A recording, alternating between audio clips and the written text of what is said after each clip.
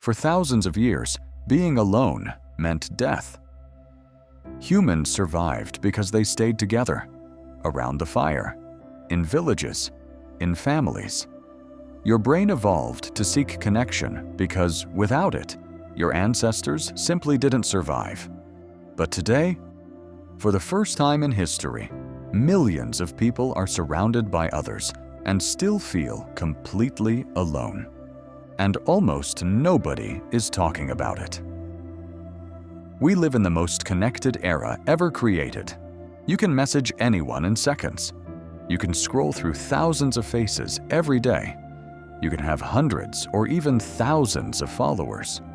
Yet loneliness has quietly become one of the biggest problems of modern society. How is that possible? The answer lies in the way our brains evolved. Your brain cannot distinguish between digital interaction and real human connection. A like, a comment, a notification.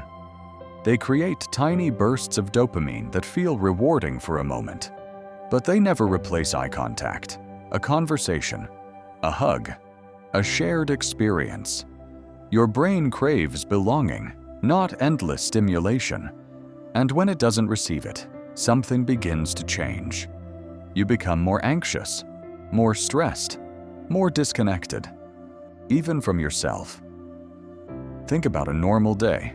You wake up, check your phone, go to work or school, put on headphones, scroll during lunch, watch videos before sleeping.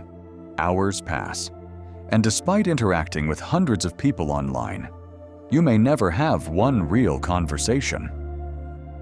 Technology gave us unlimited communication, but it accidentally took away genuine connection. The biggest illusion of modern life is believing that being surrounded by people means you're not lonely. Loneliness isn't measured by how many contacts you have. It's measured by how deeply someone understands you.